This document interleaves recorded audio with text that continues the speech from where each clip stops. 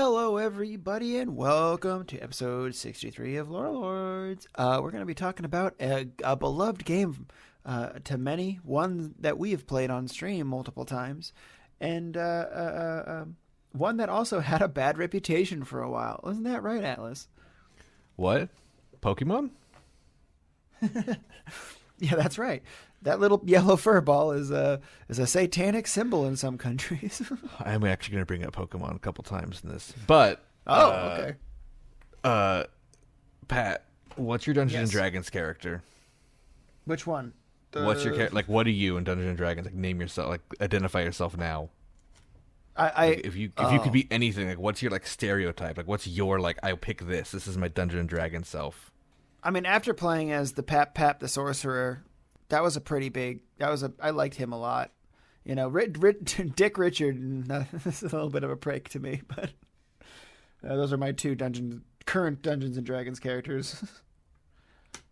But yeah, I guess sorcerers. That's what you're asking. Okay.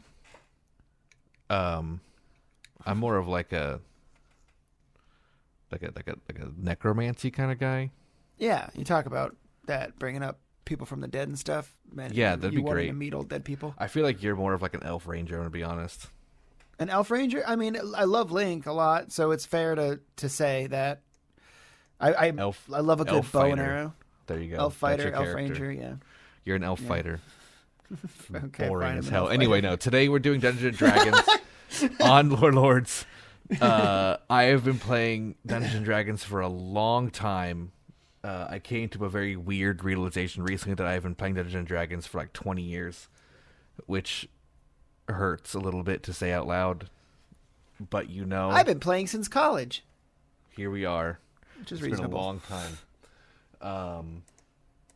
I was introduced to it when I was younger than 10, I think, but I didn't really like play it. I remember my friend's dad played Dungeons and Dragons.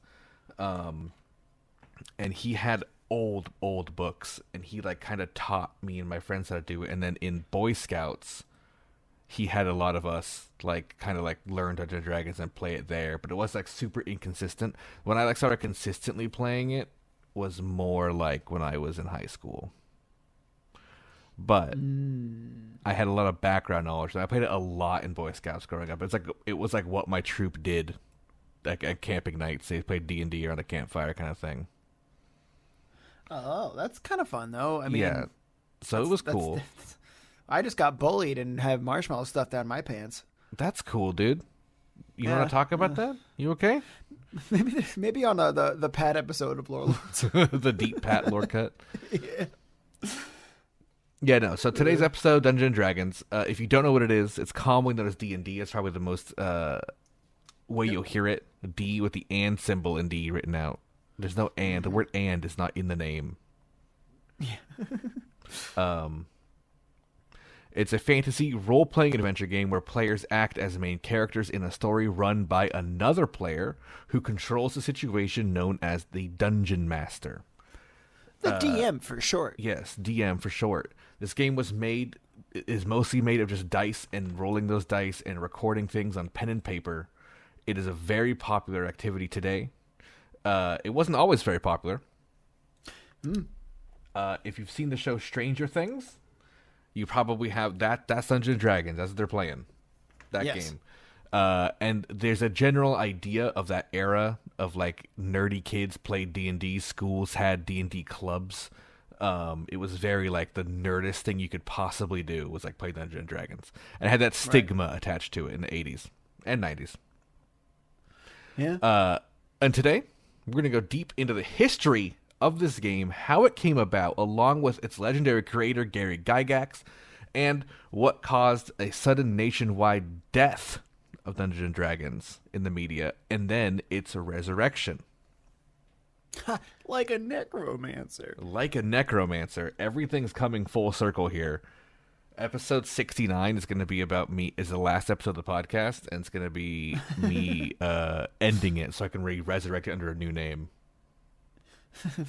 What if we just rebrand after that? It's just called Lords of Lore or something. Yeah, very not big change. Lore Lords is too good though. Lords Lores. That's what it's Oh called. god, that's terrible. It's horrible. That's awful. So let's go right into the first part of this episode. We're going to talk about Gary Gygax, legendary creator of Dungeons and Dragons. If you didn't know that, he is no longer with us. He passed away in 2008. But he was a force to be reckoned with, and he was born on July 27th in 1938 under the name Ernest Gary Gygax. He was born in Chicago after his father, Ernest Gygax, this was he's named after. He was a Swiss Chicago Symphony Orchestra violinist. Like, he was from Switzerland. Dude. And he was an orchestra violinist in the Chicago Symphony. Yeah, so that's pretty major as far as like That's playing huge. music goes. That's fucking huge. There's think of for people who don't know, with symphonies per city, it's kind of like basketball teams where there's like one big symphony per city that like you have to audition for, and like it's basically the same thing as like pro sports. It's just like music. Also, especially in the 30s, Very hard. Yeah, very hard to do. that makes it like, and he was playing the Chicago Symphony in the 20s and 30s, so that's like huge. That's like the era of seeing big symphonies. So yeah, yes, it is. So he had a pretty comfortable life in that aspect. Like, money wasn't the problem. But yeah, most of his life he did not go by Ernest. He'd actually go by the name Gary, which was his middle name, given to him by his mother after her favorite actor, Gary Cooper. I was gonna say Gary Busey. No, a little too early for that. Yeah, a little too early for that guy. In 1946, due to trouble with friends and, just generally being young and causing problems, his family decided to move to their family home on their mother's side. Obviously, they didn't move to Switzerland. Sure. They moved to his mother's whose name was Almina Posey Gygax. Posey was her maiden name. Kind of and like her family, the flower. yeah, spelled like the flower. Her family had a very old 19th century home in Wisconsin, in the city of Lake Geneva, which is where they would move to. And it says that his dad just retired, so I guess they just had money. And I guess if they're living in their family home, they're not paying for a house, so I guess they were just kind of chill. His dad probably was pretty loaded with his job. So. Yeah, and then also not having to pay for a house because they're in their old family home. Oh, God. That's the dream. Yeah, so they just had money, I guess, and he would just lived a comfortable childhood. And they lived in that house with his grandparents as well. On his mother's side, lived there. And I guess he had a good relationship with all of them. Yeah, I was going to say, that's not comfortable if the in-laws are there. But I guess they were a happy family. There was no talk at all about it being otherwise. So I assume it was just really nice. Yeah, it seemed very, very good for his childhood. And he made friends with Don Kay in Lake Geneva, who we'll be talking about in the future, who would be his best friend, as well as his future wife, Mary Jo Powell, would be met here. Oh. This period of his life is when he would start absorbing pulp novels, and he became obsessed with reading books, specifically those under the names of Robert Howard, the author known best for his series Conan the Barbarian. No, he's also known as the father of swords and sorcery, just in general, Robert Howard. Another favorite of his, a now very well known, but back then not so much, and he actually was kind of like fringe literature. An author named by H.P. Lovecraft. Was the other author he really liked reading. So, he had a cat. Of course, Lord of the Rings was also Lord of the Rings is a big part of his reading, of course, too. Oh, who doesn't love that? Yeah. So he and his friends were also big fans of history, which led him into getting into the hobby of miniature wargaming, which, yes, did exist in the year 1953. Did it? Oh. Yes, it did, and he was a big part of that hobby. He loved it so much, he would play Napoleonic war games with his best friend, Don Kay. That's awesome. I had no idea that it went back that far. I mean, they always had models, I guess. So yeah. So that's how it was. There was little toy soldier models. And then a separate company would publish a rule book for those little things. And that's how they wouldn't like make lines of like miniatures like today, Right. Okay. So yeah, that's kind of like what he was into. Napoleonic War games was his big thing, and his best friend Don Kay also played with them, and they had little hobby groups in their like hometown where they would play these games together. And they would have they had a very large collection of 70 millimeter and 54 millimeter miniatures, which are pretty normal little like toy soldier sizes. Those are like the two sizes you would pick from. A lot of people would use them to make like model displays, like dioramas, I guess, of like old battles. Especially Napoleonic stuff was like the most popular because I guess that was like that was the most recent non-World War, like which was a little too fresh probably. So. I don't mean to laugh, but yeah, you're probably Yeah. right. It's like, oh, I don't really want to put mustard gas in the game quite yet. But yeah, apparently they were famous for, or he was famous amongst his group for using fireworks as explosions in their battles. That's how into it he got. So they were big on the hobby That's scene. cool. Yeah. In school, however, Gygax was a mediocre student at best, and after his father would pass away in the year 1956, he would drop out of high school. Ooh. And he would do what you do as a high school dropout in 1956, which is join the Marines. And unfortunately for him trying to be a Marine, it wouldn't work out because he ended up being diagnosed with walking pneumonia, which fuck. I hadn't heard of before. And it's like a type of pneumonia that's like not normal pneumonia. It was really hard to I've heard of walking pneumonia. I've actually had senior clients before that had walking pneumonia, and it's crazy and not good. Yeah. So it's I don't fully understand what it is, but it seems to be like it's a different type of pneumonia. It's like not a common pneumonia. But he was diagnosed with that and medically discharged, and is never brought up again in his like life. So I guess he just wasn't that sick. I don't know, but he couldn't be a Marine either way. So he did what else you do, I guess, which is go to the big city. When he went to Chicago and got a job working in insurance. Well, what else are you gonna do, huh? Yeah, so while he was doing that kind of stuff, working in insurance, he had a normal desk job. A friend of his introduced him to a war game called Gettysburg, which was made by Avalon Hill, which is a company that still exists today, kind of. I think it's like a Hasbro subsidiary, but like it's still like there, which is cool. So as you can imagine, the game called Gettysburg was a Civil War miniatures game, and Gygax became obsessed with it. He spent most of his time playing it. He collected as many like Civil War miniatures as he could, and Avalon Hill was made it in a hex-based map, which they sold printed like hex paper that was blank. Oh, cool. And Gygax would start ordering these blank sheets and begin working on his own game designs using those. I looked up Avalon Hill, and they are owned by Hasbro right now. But their parent companies are Hasbro Interactive and Wizards of the Coast. So yeah. They all got a lot of these companies from back then all got wrapped up. So yeah, they're all sense. like high Hasbro nowadays.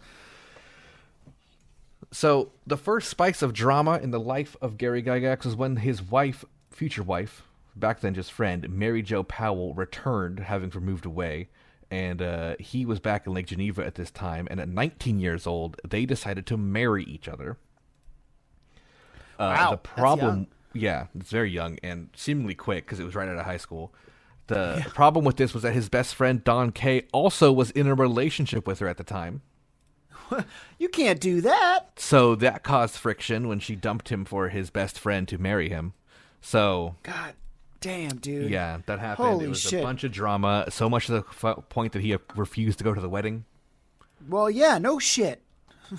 So that blame drama him. would end soon, however, luckily for them. After the wedding, they reconciled and became friends again. So that's good.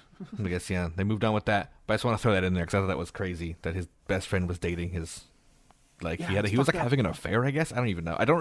It's hard to like Cheating. understand It's called fully what it cheating. says. Yeah. So the newlyweds would move to Chicago, where he would keep working with the same insurance company and take anthropology classes at the University of Chicago. His wife would also have their first child, meaning Gygax was now a college student with a full-time job and raising a family. And he still managed to have time for wargaming. Gotta make time, baby. Yeah, he had his hobby.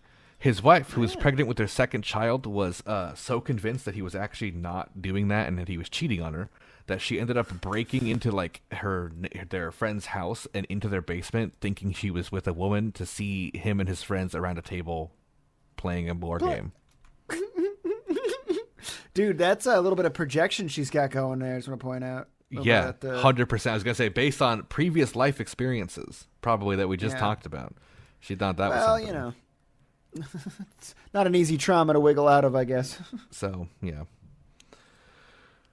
A few years after that, he finished his college work, and he ended up moving back to Lake Geneva again, and they had a third kid. And he was becoming a pretty known figure in wargaming at the time. He actually wrote in magazines on the subject. And Gygax was beginning to see war games as like a limited kind of scope. So he actually discovered in a school supply catalog that you could get dice in multiple shapes, not just six-sided dice. That's an interesting fact. Yeah, so he found out you can get up to dice in up to 20 sides, which is he thought this could be a great way to generate more numbers randomly. So just throwing that out there, that he discovered that in like the 60s. He was kind of like, oh, look what you can do. That's neat. I guess it makes sense. Somebody had. I want to know now. I want to know the origin of the 20-sided die. Yeah, actually, I have no idea, but I guess they were in school supplies. So that makes sense for like math. I guess probably it's probably like a math thing. Dice. Well, you know how dumb teachers used to be back in then. Yeah.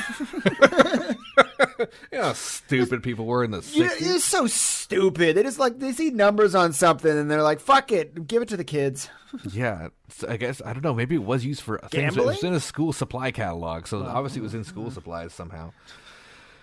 Anyway, 1967, Gygax founded the International Federation of War Games alongside Bill Spear and Scott Duncan, and they formed a club to have a forum for war games via newsletters.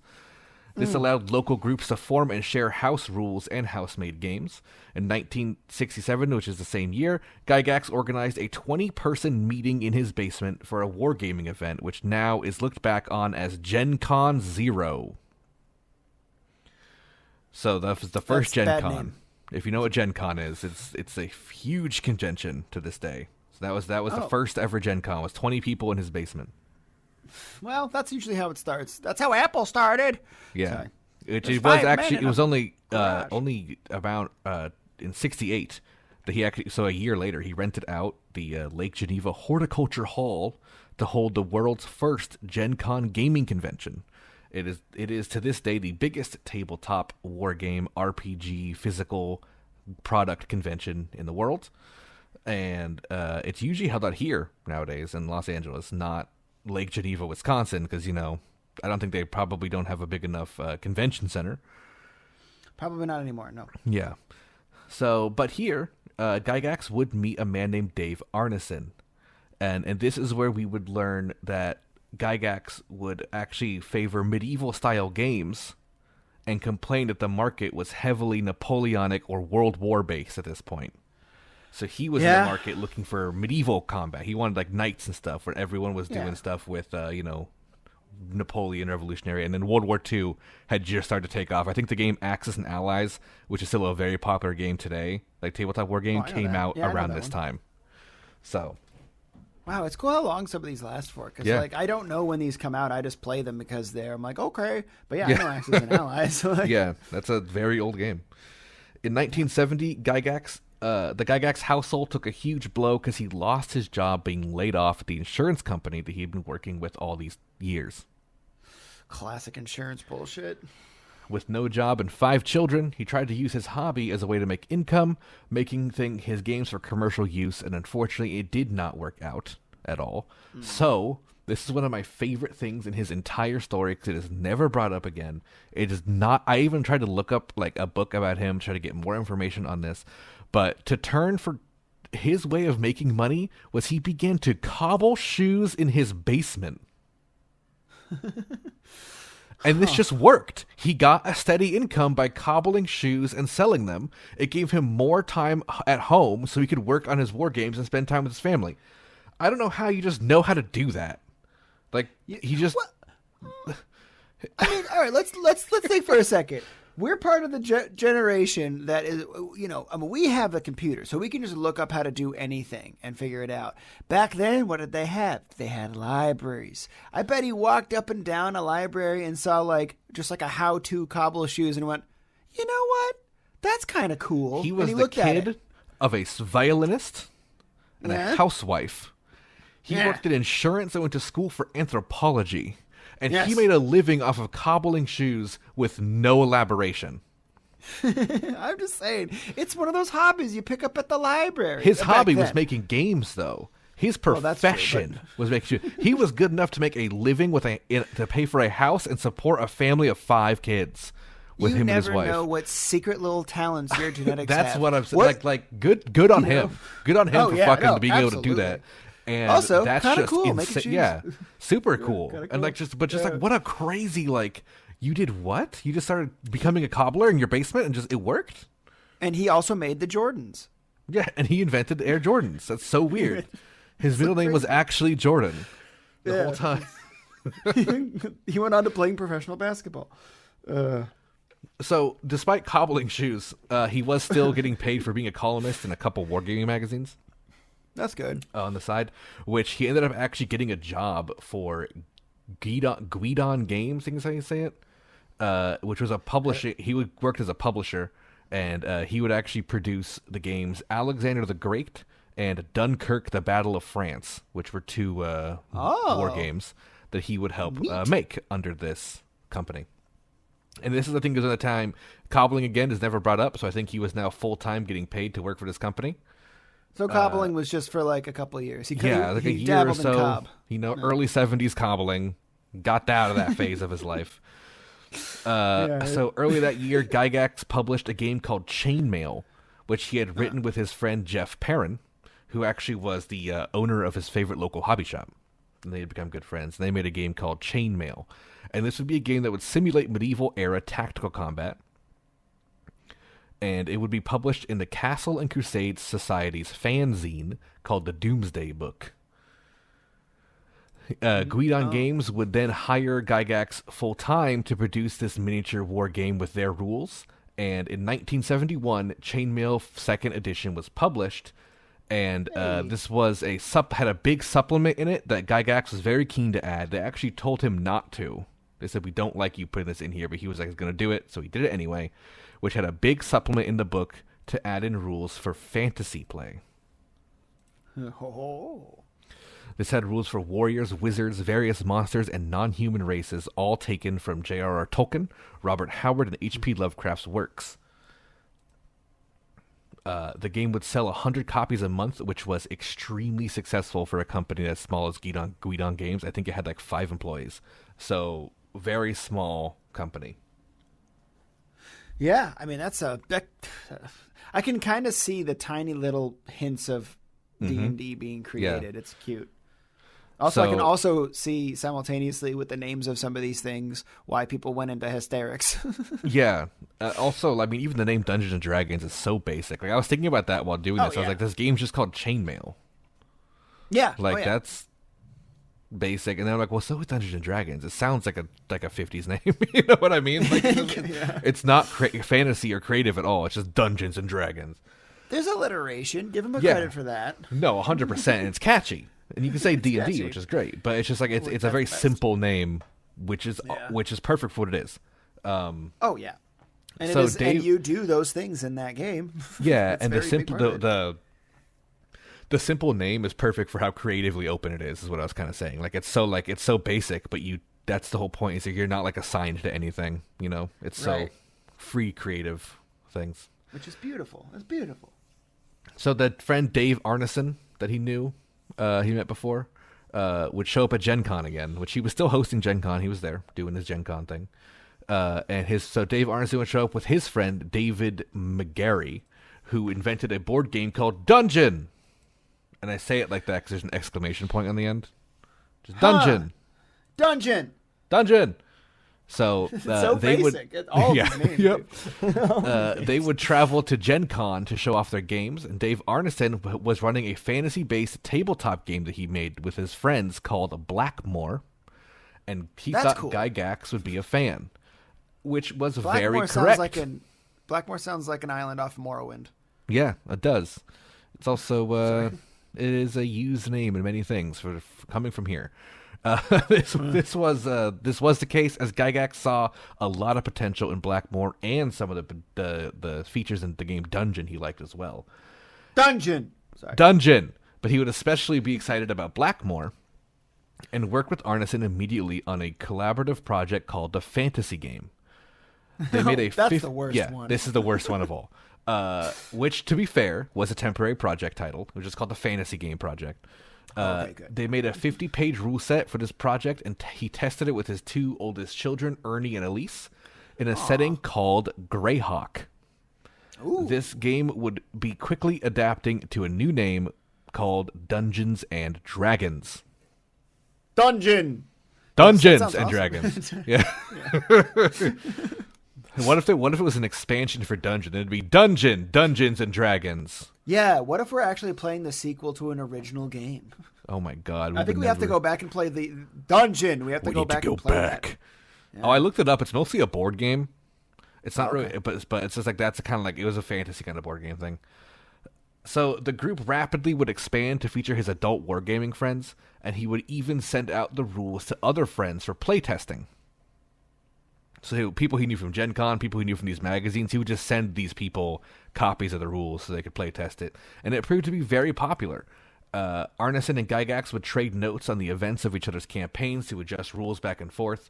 And in the end, Gygax did a very strange move, which was make and publish trademark a final draft not vetted by Arneson with the rules Gygax liked.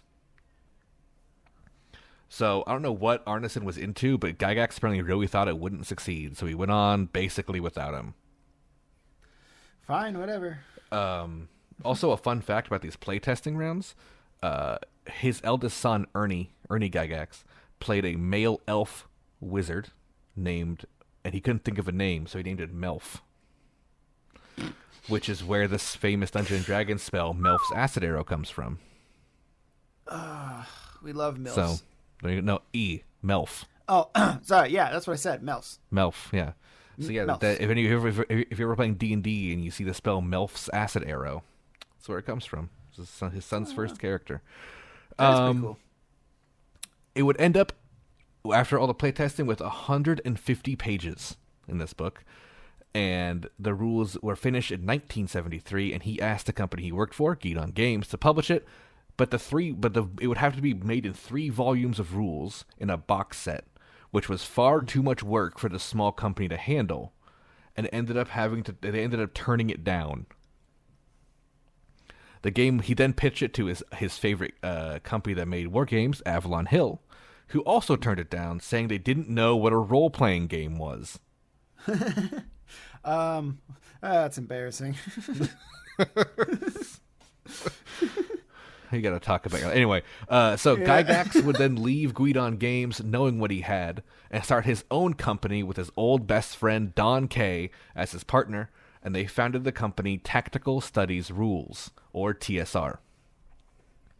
They invested $1,000 each into the venture, and Kay took his out of his life insurance policy to print 1,000 copies of the original Dungeons & Dragons box set, but by the time they had actually got the money together, weirdly enough, the printing cost rose that year, so they had to pay $2,500, and they didn't have the funds to print the books. Yay, good job on taking out your life insurance, but you don't regret that at all. Well, Tug's collar. Which led them to publish a set of wargame rules on their own to try to make some income. The game was called Cavaliers and Roundheads, and the sales were so poor it actually lost them money more than made them money. I know that kind of venture. This was a very dangerous spot for them to be in, as the rules for D&D were, as I mentioned, publicly spread around for free for playtesting, so they were worried someone else could finish a published version before they could.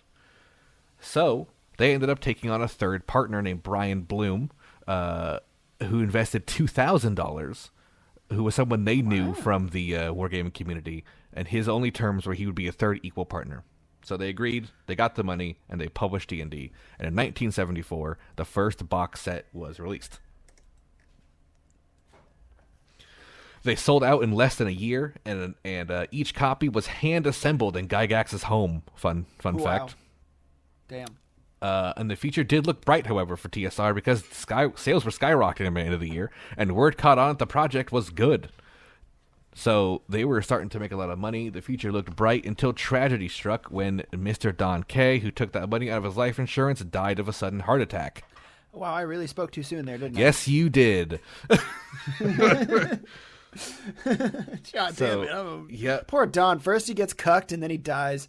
Yeah. Jesus. He died of a heart attack, and his wife, Donna Kay, was left his estate and his shares of TSR, but she did not want to work with them at all, like running it. She was their accountant at the time, but she refused to do any more than that and actually dropped out of the company, and even famously dropped off all the TSR papers and stuff in boxes overnight on Gygax's doorsteps. Jesus. So it was just she did not care about that company at all, did she? Not at all.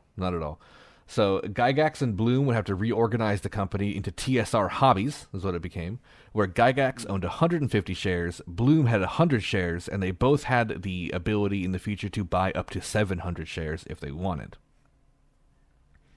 The problem was that they had nothing to publish because Donna Kay owned shares that held the rights to Dungeons and Dragons. So Bloom ended up convincing Gygax to allow his dad to buy Donna's shares, which converted to 200 shares of TSR Hobbies, and then Brian bought 140 shares, which made Gygax now the minority shareholder, effectively making him an employee of the Blooms.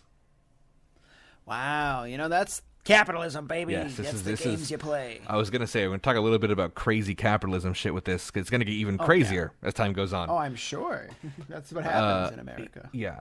So D&D, however, was still selling well, and now with all the rights back, they could make more Dungeons & Dragons products. So they made the supplement book Greyhawk, which was based on his original setting he was playtesting in, which is kind of like the base setting for D&D for the second edition, I believe. Like Greyhawk's just like it's a well explored and known world nowadays. Gotcha. They made the book Eldritch Wizards. They made the book Swords and Spells as well, which would come and they would all sell extremely well as supplements to Dungeons and Dragons. Blue would work with Bloom. Sorry, not Blue. Not Blue. You're all good, Blue. Bloom would work with Gygax to design a Wild West RPG title named Boot Hill that he was convinced was like the next big thing. It failed. Gygax would also create the Strategic Review with himself as the editor, which was a magazine he made.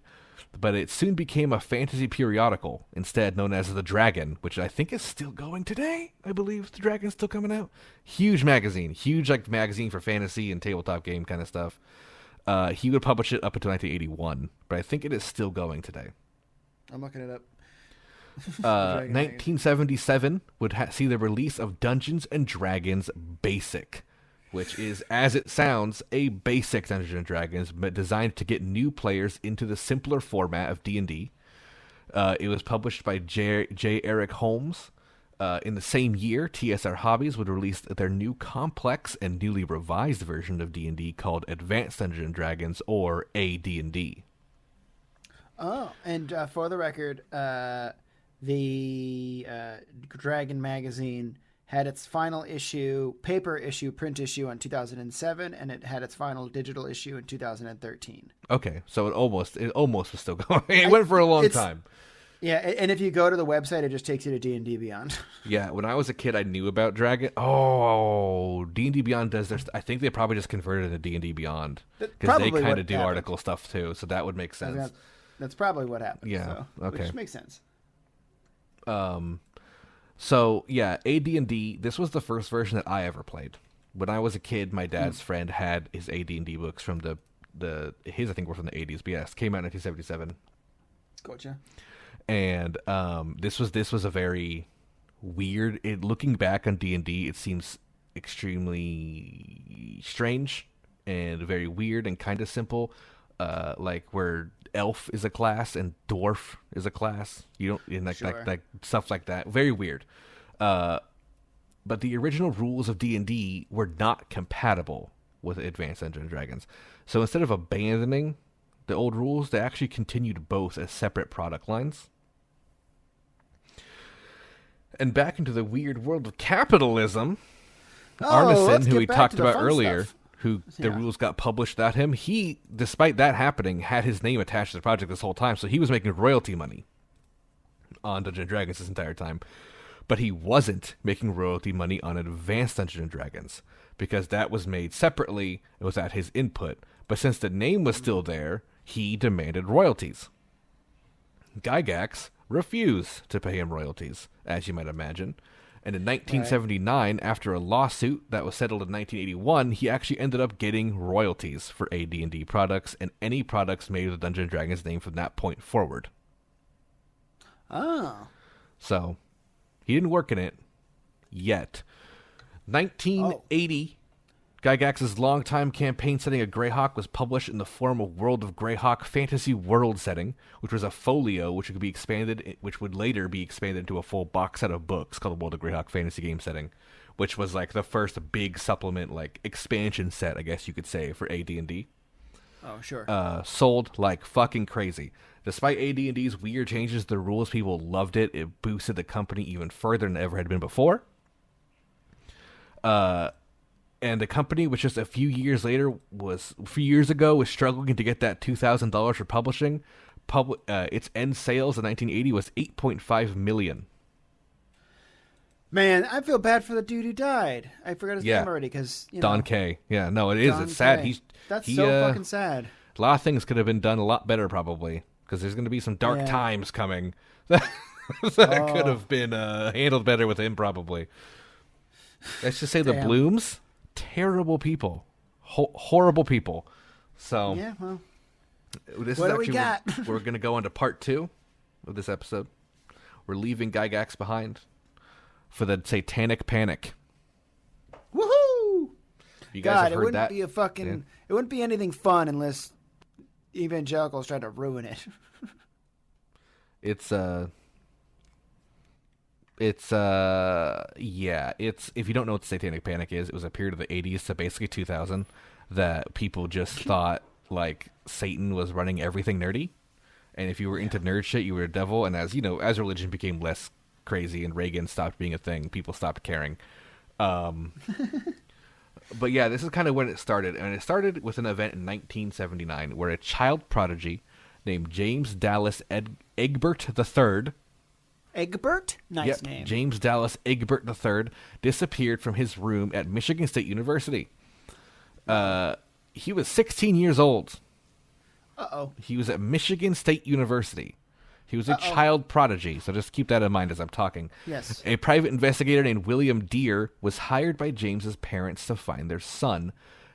Deere would investigate his room at the university, of course, knowing literally nothing about role-playing games or knowing what Dungeons & Dragons was, or anything about this topic, found his Dungeons & Dragons books.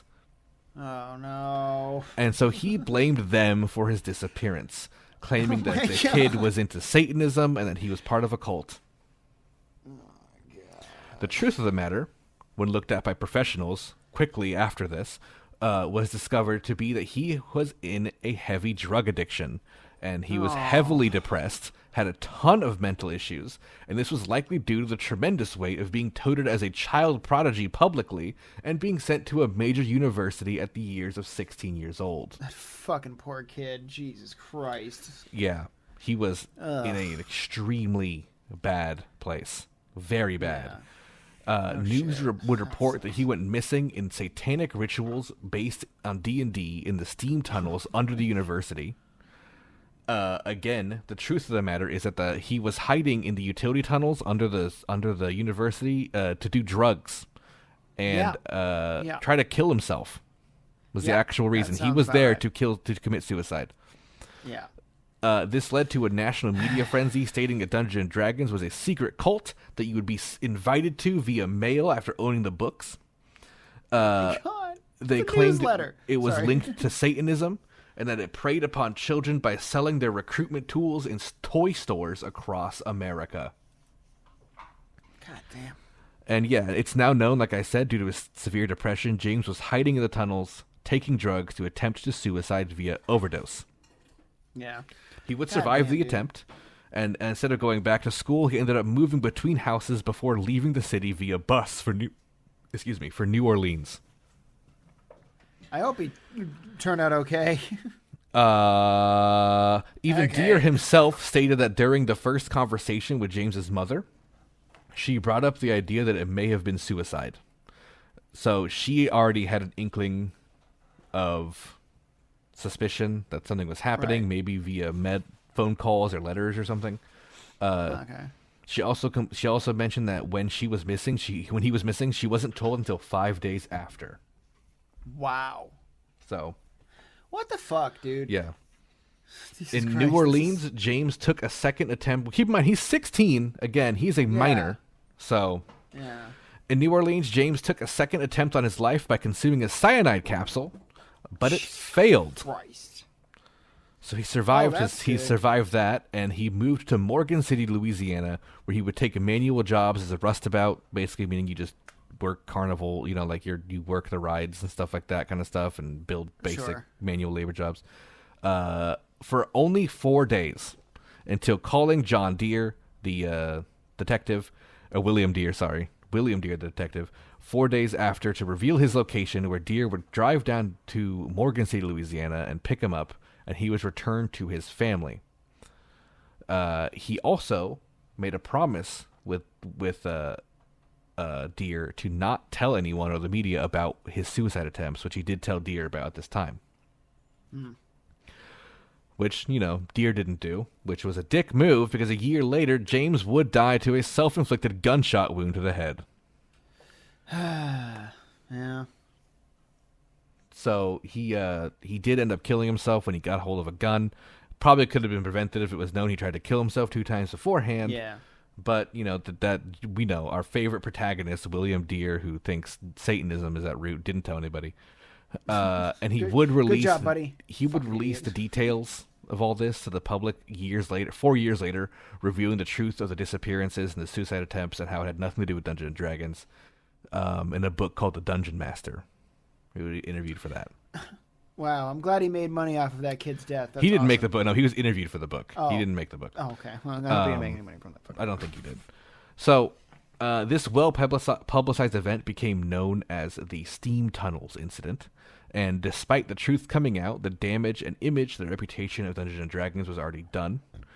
There was a novel called Mazes and Monsters published, which would then become the Tom Hanks film with the same name, based on that story. That's what that story is. If you ever watched that, you can understand. Yeah, that's what it is. It's a steam tunnel thing.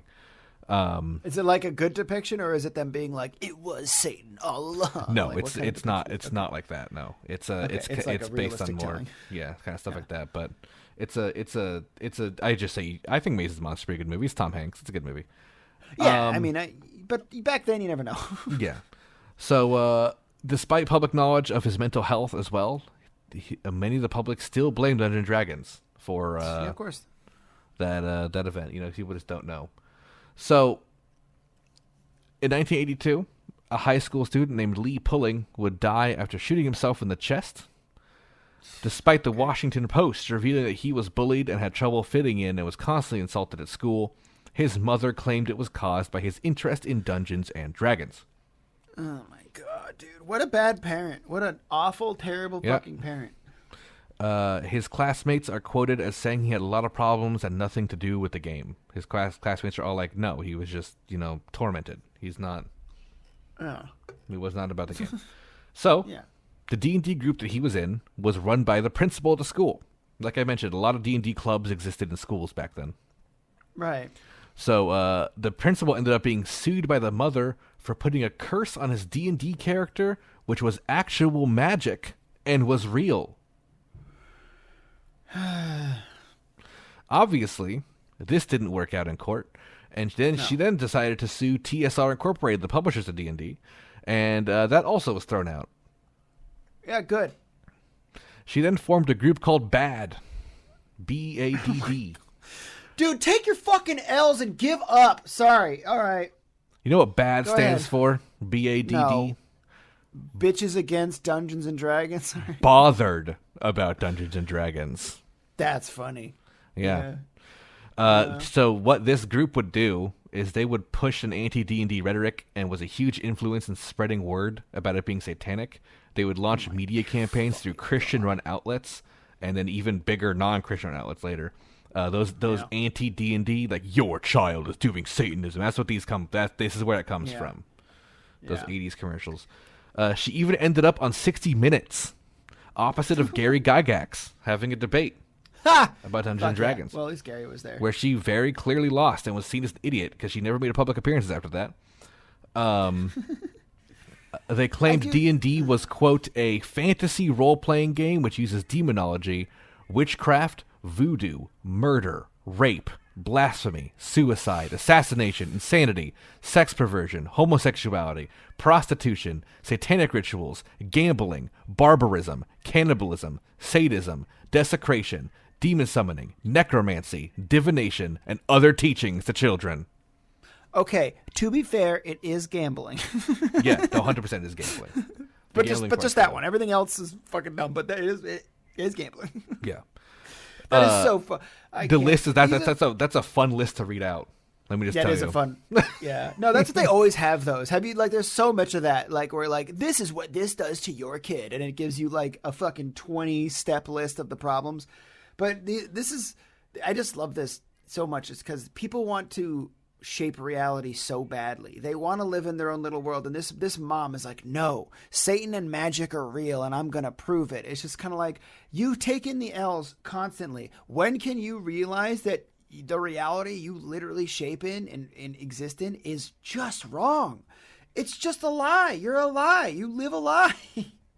Oh, yeah, God. It's Trump is not sent by God. Sorry. Anyway, God. Nowadays, we can look back and laugh at this absurdity and talk about the crazy lady, like you just did.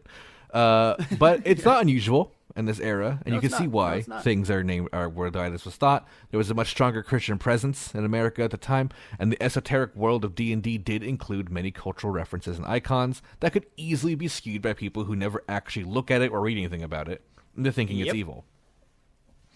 We even saw it ourselves in the 90s and the early 2000s in our generation with Pokemon, where many churches and televangelists out there and people would talk about how Pokemon was this demonic card game with satanic symbols trying to convince people to worship the devil. Oh, they loved using the fire energy card. Yeah. That was one of their... And the eye, too, because it was the ghost. It was like, ooh, this is the Illuminati. The best was the Kadabra hand. Oh, yeah. Horns of the devil. Hail, Satan. Oh, my God. I love those. Hail to the devil. Hail, Satan. So that actually, one of the reasons I bring that up too is that was the end of the satanic panic, was the Pokemon card incident. It never was brought back after that. I think it was kind of shown how stupid it was, how embarrassing it was to think that way publicly, and also how clearly it wasn't making people summon demons. And and no matter how much you talked about it, you weren't making it less popular. Pokemon makes some of the worst people I know incredibly wholesome and kind. Yeah. Like, it is literally the anti-murderer. Like, yeah, it's one of the most family-friendly things out there. Unlike D&D, not family-friendly. Unlike D&D, which is, again, gambling. Yeah, gambling. Again, also, just there is a lot of Satan stuff in it, like devils and like blood magic and shit. But like, it's not. Oh yeah, it's fake. It's fantasy. It's fantasy. Yeah. It's acting. It's role play. It's literally acting. Yeah. These people have sexless marriages. Yeah, 100%. Anyway, Gygax was receiving death threats at his office during this time constantly, so he actually ended up hiring a bodyguard. It was so bad. In 1982, the negative publicity of D&D's name was at an all-time high, and they were being constantly dragged through the mud. Despite this, however, sales would once again skyrocket to an all-time high, perhaps because of this, with a total of 16 million made in the year of 1982. In 1983, New York Times cited D&D as being the great game of the 80s in the same way Monopoly was the great game of the Depression era. There's a lot of irony with that, by the way. Yeah. Well, there's a... Look up, we could do an episode on the creation of Monopoly, because it is supposed to be ironic. Oh, yeah. Anyway, D&D was... So, despite all this, TRS, doing fucking fantastic money-wise. Like, he was, Gygax and them were getting death threats and stuff, but man, were they rolling in fucking dough, you know? So, I'm going to go to part 3, which I love the name of this part, which is Hollywood Gygax. It's a little bit of like that's a wrestling reference to people if you don't get it. So I don't, but it's in the rest of the 80s, D&D would increase their products and would occasionally have to fight off satanic media buildup, but it would do nothing but bolster their sales. Gygax's personal life began to fall apart and into shambles as he began doing lots of alcohol and drugs, and even had multiple affairs with his wife. Yikers. No good. His wife then also began to drink heavily, likely stemming from work issues, and home issues from, all this shit going on, which likely comes from the Blooms constantly fighting Gygax, not letting him do what he wants to do, and controlling his work life. I feel like we're going to hear them get worse. A little bit.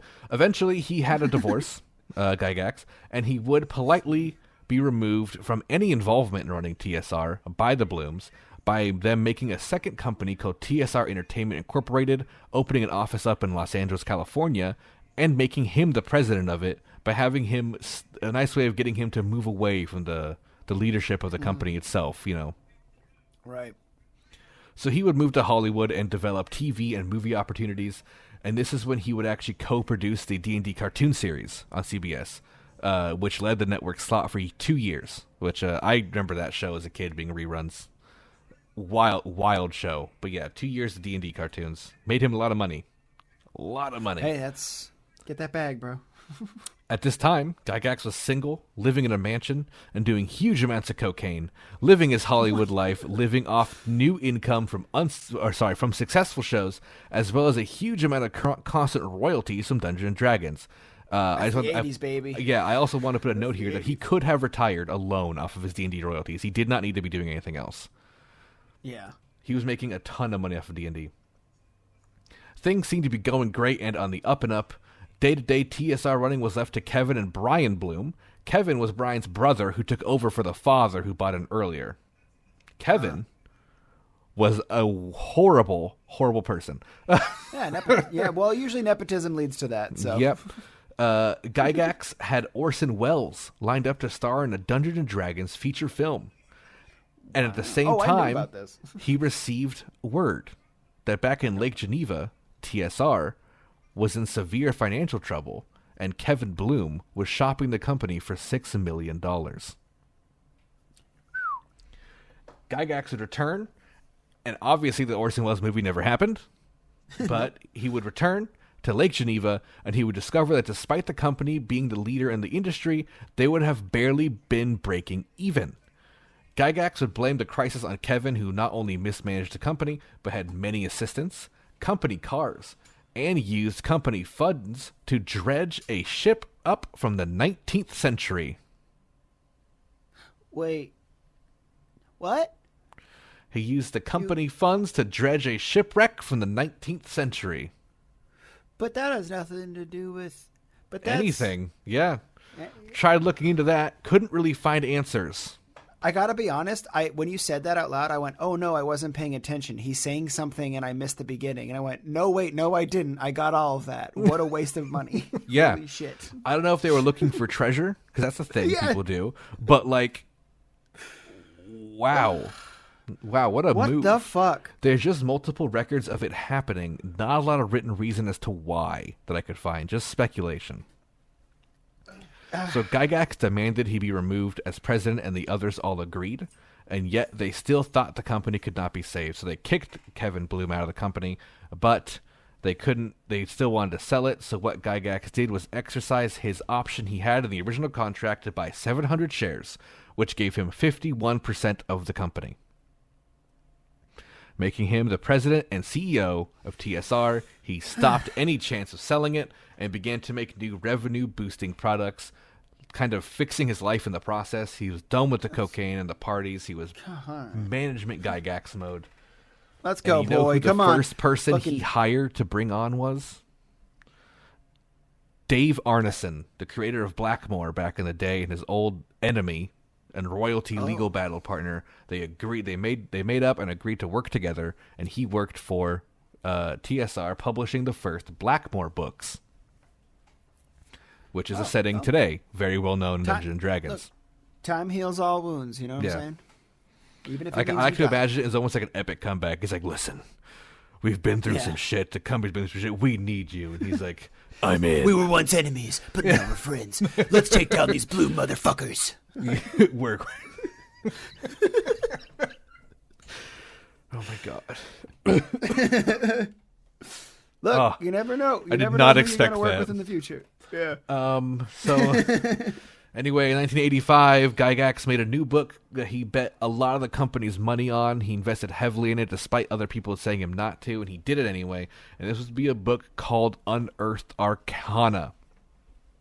This is going to be a book that would enhance the AD&D experience by adding in a lot of stuff to us D&D fans. We know the title Unearthed Arcana very well, as it is still produced today. This would be a compilation book of materials culled from from Dragon Magazine, such as new races, classes, spells that play as, even fan-made content would be put into this official book, and he would write his first novel alongside it in the Greyhawk setting called The Saga of Old City. He hired a company manager named Lorraine Williams, biggest piece of shit in the world, to hire the company to run the company and make sure things are going to run smoothly. Spoiler. Spoiler. Unearthed Arcana released in July of 1985, and the bet paid off tenfold as it sold over 100,000 copies in the first month.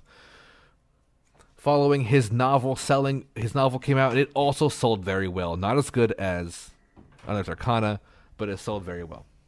Dollar bills, y'all. The crisis was over, and the dust was settling, and TSR was doing great. Then, in October of 1985, Lorraine Williams, the company manager, revealed that she bought all the shares of the Blooms, and that she now had the majority role of shareholder. Oh fuck, dude! It's just, I hate it. It's a game to these fucking people. Yeah. It's not about what you're creating. It's not about what you're making. It's about money. Yeah. Whatever. It was a move, and she removed Gygax as president and CEO, taking it for herself, and made it very clear that Gygax would make no further creative contributions and shelved all his work, even though everything he did saved the company. Why this was in her head, I don't know. I have no idea. I tried to look it up thinking he did something bad that fucked up, but he didn't. He just made Unearthed Arcana, which saved the company. And then she's like, you're an idiot. You can't do anything. You're out, basically. Gygax tried to take gaslight girl boss. Yeah, honestly. Gaslight girl boss. It's kind of what happened. Despite trying to take it to court, Gygax ended up losing, and he saw the future of himself at this company as being very limited. And despite high sales, he would settle his dispute from the high sales of the company. He would end up settling all his disputes and resign from TSR in December of 1986. As far as Gygax is the last we're really going to talk about him, he would go off onto his own crazy adventures. We mentioned it in the Warhammer episode. He actually took his next job at Games Workshop, helping develop Warhammer Fantasy.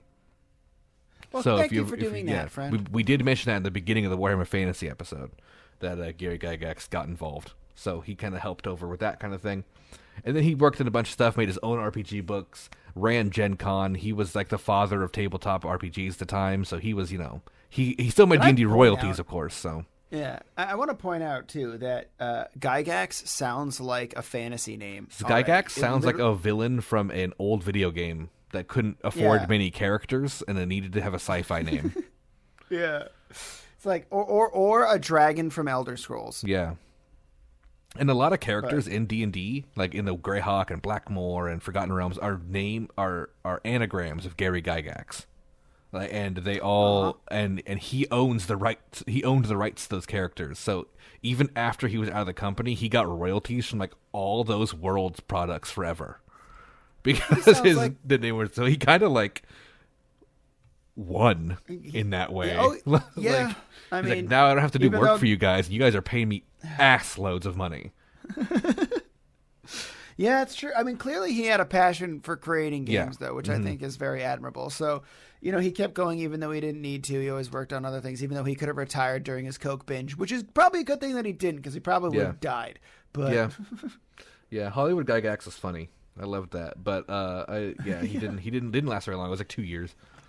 that's the 80s for you, baby. You know what I mean? Everybody goes on a coke binge in the 80s. Yeah, 100%, especially when you live in Los Now Angeles. it's too expensive. He also Now it's way too lives in a expensive. mansion, by the way. I don't know if I mentioned that. He had a mansion. Oh, you did. You said Yeah, that. okay, You said so- he was single, yeah. living in a mansion, Yeah. and doing coke. And he had tons of like Hollywood like starlets all the time at his place too, because he was a rich fucking dude. So he was just of course. covered. It was literally like the icon of that era, I believe it wholeheartedly. So this is going on to the final part of the episode called D&D to Today. We're going to pick up in 1989, which would actually be the final edition of Advanced Dungeons & Dragons being printed, where Advanced Dungeons & Dragons 2nd edition got published, and these were 3 rulebooks similar to the previous edition. The game was heavily pushed by other forms of media, such as board games for younger kids, VHS tapes about like stuff. You can look them up online. They are hilarious. They tried to spin a positive look on D&D. This version of AD&D 2 removed demons and devils, removed any sexually suggestive artwork. Characters could no longer choose evil as an alignment. The half-orc race was removed. Well, that's a little weird. The class assassin was removed. No more necromancy or demonology. Oh, you must have hated that. Yeah, I mean, it's whatever. But so, despite all this, it sold better than ever. It was a hugely selling title. It had. Because any parent that was nervous before went, well, Yeah, I guess this is okay, and they Yeah, bought it. like, oh, they fixed it. They made it safe now. It's good for Timmy. Yeah. Now Timmy Now can he be a won't go on a space whore. cocaine binge under the school and leave toward New Orleans. Because this era of D&D is some of this is like the wildest, like the late 80s, early 90s, like when media was like hair rock glam fucking crazy. Was this D&D fucking hit it. This is when Spelljammer came out. Remember when we played D&D and we played one session with my slime guy? That's a Spelljammer race. Spelljammer added in spaceships and ray guns and crazy stuff like that. And then they had the setting Dark Sun, which was a post-apocalyptic Dungeons and Dragons setting. Like it had they went like Mad Max, fucking crazy stuff going on during this time, and it all sold very well. Yeah, I was gonna say like the beauty about D&D is you can basically take the general like mathematical structure and rules and apply it to basically any universe. You can be like, now we're doing a Star Wars one now. You have to be fair, you have to like come up with what items you're putting in, what planets you're putting in, and blah blah blah blah blah. But like all at the end of the day is just like, well, all right, what'd you roll? Did you? Yeah, what's your, like, it what's takes your modifier? work, but you can make it work. Yeah, really, exactly. it's so, I'm not saying so it's open. not just like an easy thing, but it can be done, and the groundwork, and the fundamentals and the foundation, they're already there, which is so cool. It makes it so special. Yeah, so it did well. AD&D 2 was doing great, and despite that, Lorraine Williams is a horrible person and spent all the company's money. Surprise, and they would actually end up having to look to sell again. So, oh my fucking god, they would I find. hate her. I hate her. This time, however, they would find a buyer, and it was a pretty cool buyer, in a company now rather famous, known as Wizards of the Coast. Oh yeah. In 1997 was when this company would end up being sold and bought by Wizards of the Coast, which I want to point out that there was no new edition of D&D sold from 89 to 97. It was all weird supplement books like Spelljammer. And I think that also kind of backfired, because towards the end of that 92 was often seen as like the end of the 80s. Like that's like when that, like I mentioned, like glam rock crazy style like died. And when I tell people I was born in 91, they basically, okay, so you're an 80s baby, and I was like, oh, okay. Yeah, that ended. That was gone. And so they kind of struggled, I think, to get it out of that. And I think it kind of stopped selling as well, too. As well as horrible management. But Wizards of the Coast bought them. And Wizards of the Coast was very happy to buy them, because Wizards of the Coast was actually named after a group of wizards from the Founders Dungeons & Dragons campaign. So it was almost like a dream come true for these people to have these properties. Yeah. At the time, they dominated the card game market with their popular title Magic the Gathering, and they had just begun to work on acquiring the rights to publish a game called the Pokemon trading card game. So, Dude, oh my! Can you imagine how much money those people were? Sorry. Yeah, they were doing good right then. After 3 years of development, Wizards would release their first product of Dungeons and Dragons, titled Dungeons and Dragons 3rd Edition, in the year 2000. This was the largest revision of D&D to date. It established the well-known D20 system. This was a very open-ended system, letting players have new levels of do-what-you-want style of play, with huge range of character customizations, including the reintroduction of all things evil. And the game sold extremely well and introduced a whole new generations of D&D players, such as myself, to the game. Despite where I said I saw the game as AD&D as a kid, when I actually played it like properly, like with Boy Scouts and stuff, that was 3rd edition. This is what I was doing, how old were you again, around, roughly? I was like 10 years old. Okay. When I started playing into it, which was like 2002. That sounds like a great place to start, honestly. Yeah. It was like 2002 was like when I really started like getting into D&D, because it was in my my like that was like my Boy Scout troop, and they all played it, so I just jumped in and I loved it. So yeah, that was 3.0 as or 3rd edition as it's called. In 2003, Dungeons and Dragons 3.5 came out, which is to many people still the superior form of Dungeons and Dragons. Isn't that what we played? No, we played 5th. 5th is the best one. But 3.5, I still have my books. It is the most open-ended and like customizable source of D&D. They're still sitting on my shelf today. Many people still prefer to play it. I don't, but it does have extreme depth and customization options. It's a great title. This was probably the biggest boost of new players since the game like first came out, was 3.5. They kind of made it like they advertised it in a very like a very open-ended way that attracted a lot of people to it. I think they're like, oh, you can just kind of like have fun with your friends. You don't have to like record all these notes and stuff like that. Like, you know, they kind of like made it a lot like almost casual or seeming. It wasn't, but they advertised it as such. Right. At Gen Con in August 2007, Dungeons & Dragons 4th edition was announced, and the books would be released from the following year in June 2008. 4th edition was famous for streamlining the game into a simplified form of introductory format, and changed many core D&D mechanics that people loved in an attempt to gamify it more. So people who played games like World of Warcraft would buy Dungeons & Dragons. Oh, this was actually because 2008 was when I was in high school, and that's when I started playing Magic the Gathering. And when I started playing Magic the Gathering was when I started, because it's a doorway, baby. It's all just one thing leads to another. You know what I mean? The next thing you know, you're doing crack under the bridge. Mm-hmm, but like the thing that happened was like I was playing Magic the Gathering, and I started hearing a lot of people being like, "Hey, do you like Magic?" And I was like, "Yeah, I really like it." And they're like, "What did you like about it?" And when I started saying that I liked the like artwork and I liked a lot of that kind of stuff too, they were like, "Oh, you might like D&D." And I remember being like, "I knew about D&D. I've known about D&D since I was a kid." Like, right, yeah, we all heard about it. Yeah, we all knew about Dungeons & Dragons. I feel like I already knew what it was, too. Like, I knew it was a role-playing game. I knew it involved dice. I knew that ever since I was young. And I was like, it just felt intimidating to get into, but it was always something I wanted to. It wasn't until college, though, 2011, when I played for the first time. Yeah. But it was 4th edition. Was 2008. It was an edition. That's for sure. I myself am not a fan. It did prove successful, though. Like, it sold well, and it was like a half and half thing. Some people loved the ease of play. Many people were able to be introduced to it, so a lot of new players were able to get into it. People have been more comfortable with fantasy stuff. A lot of this stems from the Lord of the Rings films and the World of Warcraft game. That World of Warcraft introduced so many people to a fantasy idea.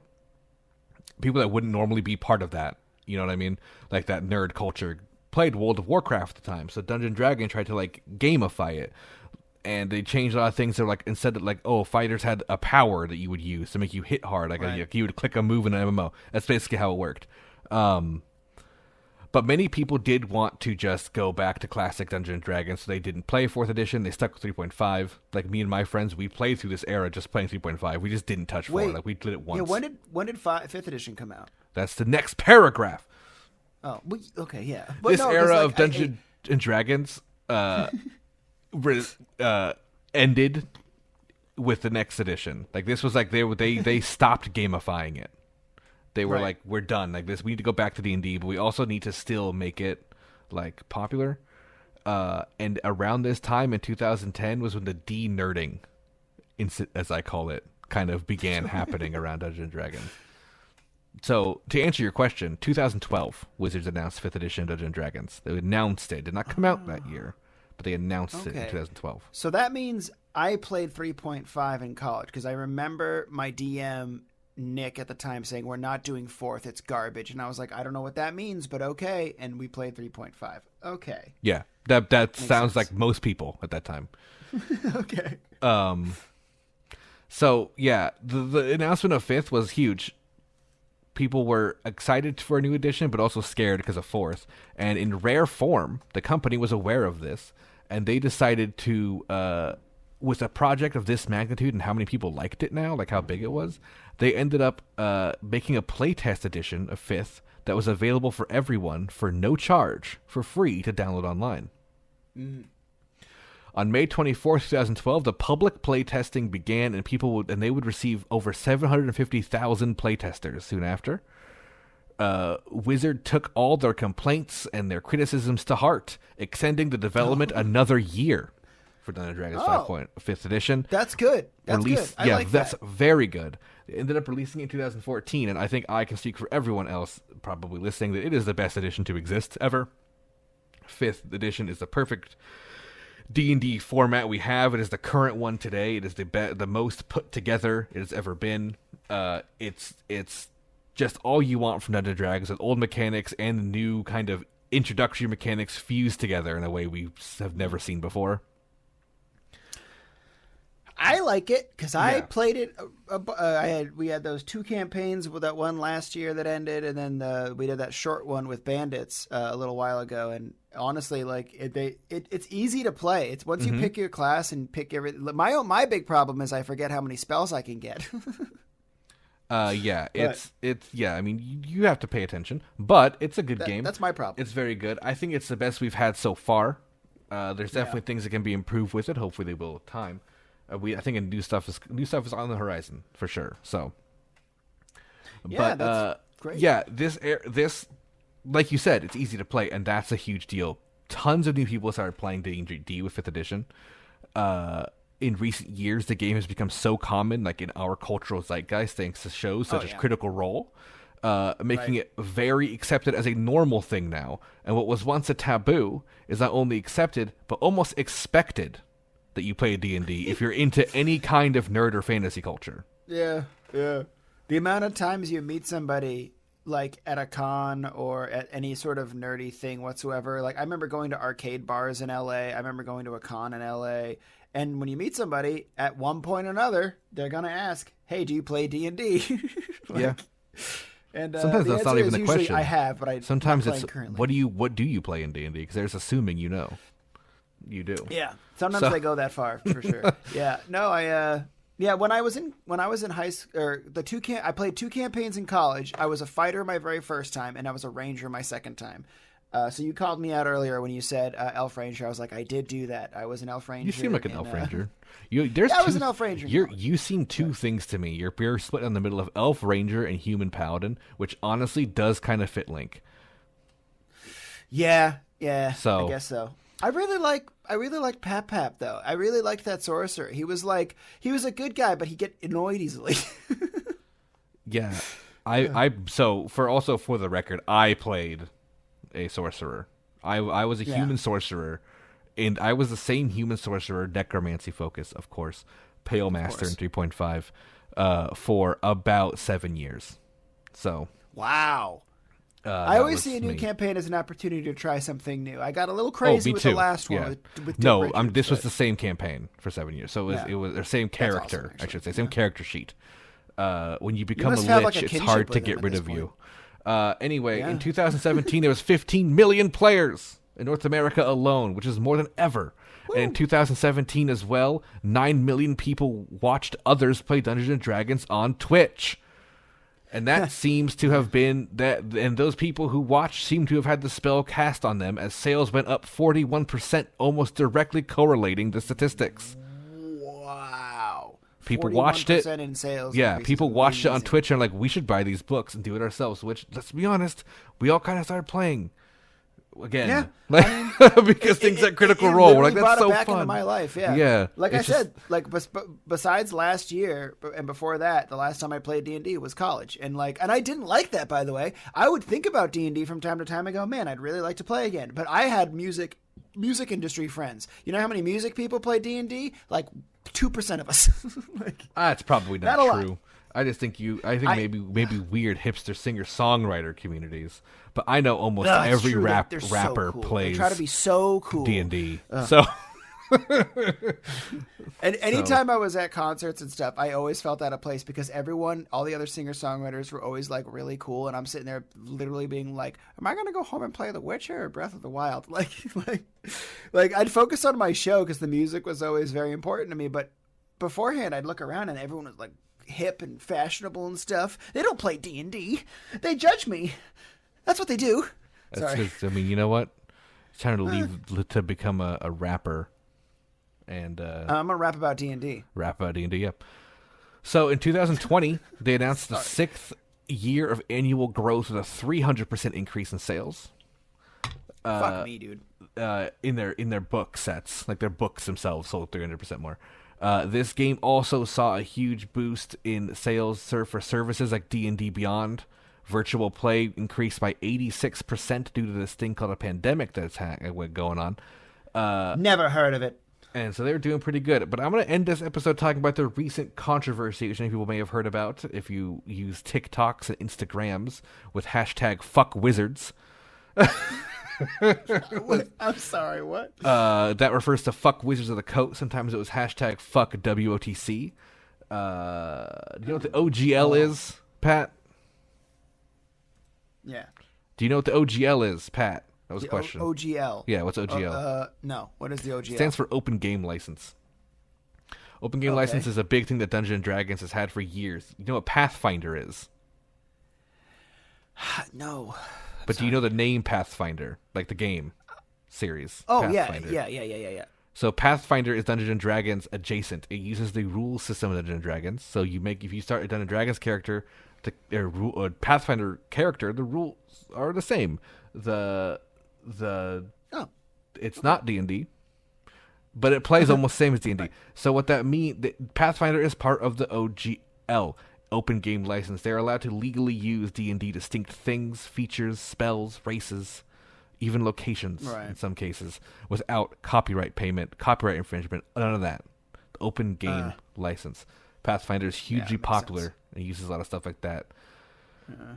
So D&D was in the news with Wizards because they tried to change their open game license rules, which formerly allowed you to use almost any D&D adventure or system for your own products.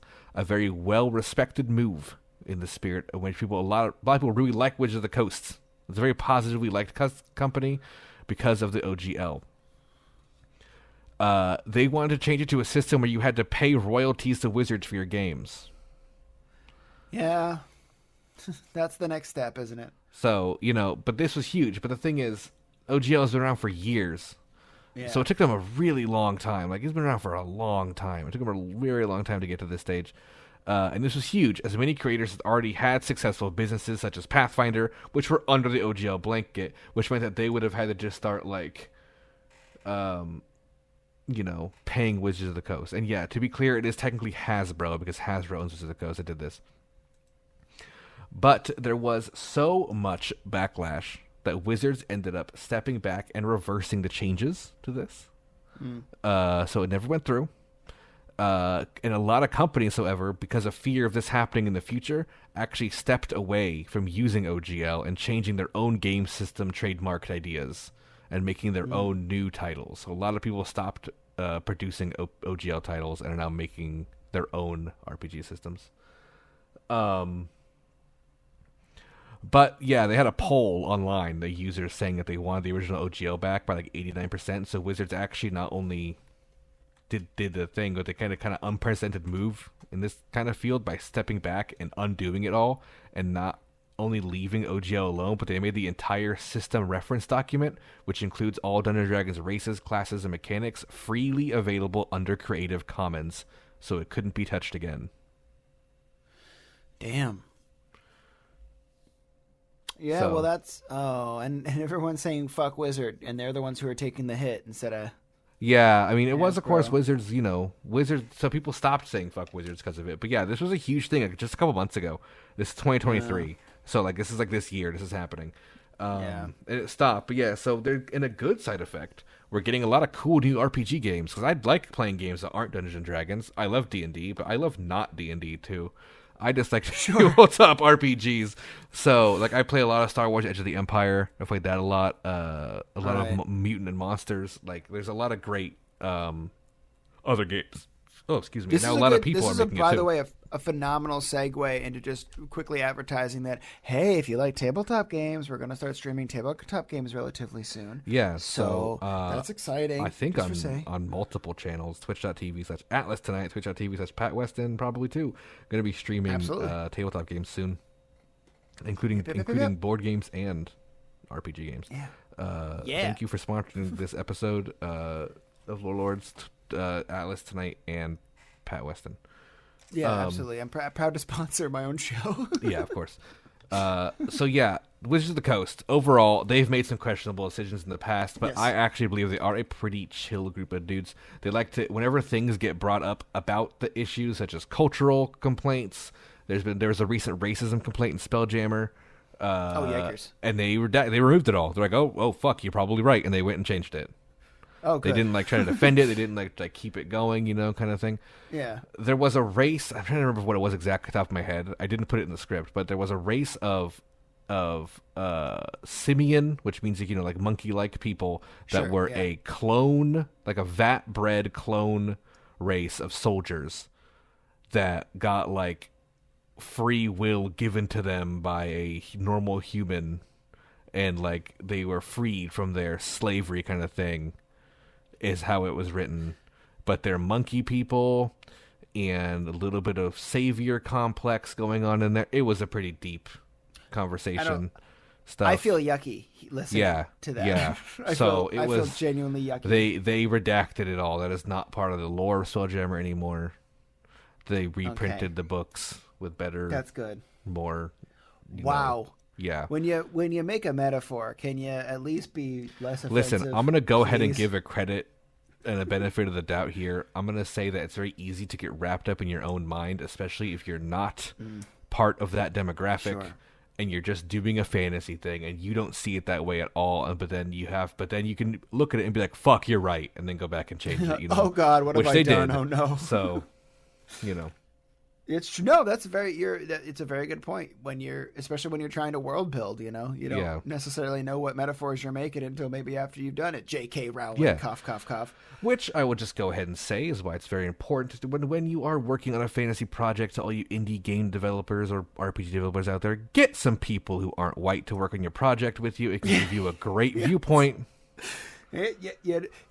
Diversity is important. Yes, please. it is. And for a lot of reasons, for more than just Yes. other thing. Just do it. It's good. Yeah. But yeah, Wizards, they're good at fixing their stuff like that, admitting they're wrong. That's They good. also have, That's they good, even have guides to making transgendered characters, which is pretty cool. Hey. That came out with 5th edition, I believe. So, That's actually so like 2014, they were already doing that. So that's cool. Protect trans kids. Yeah. Keep them safe. That's all for Dungeons & Dragons safe. tonight, though. We've caught up to modern day Dungeons & Dragons. This is where it comes from. This is what it was. Gary Gygax, This is rest what it in is peace. now. Hope you're doing cocaine in heaven. And with that, Your railing lies in heaven. hope you're railing lines and those Hollywood starlets in heaven. Have a great night, everyone. Thanks for listening to Lore Lords.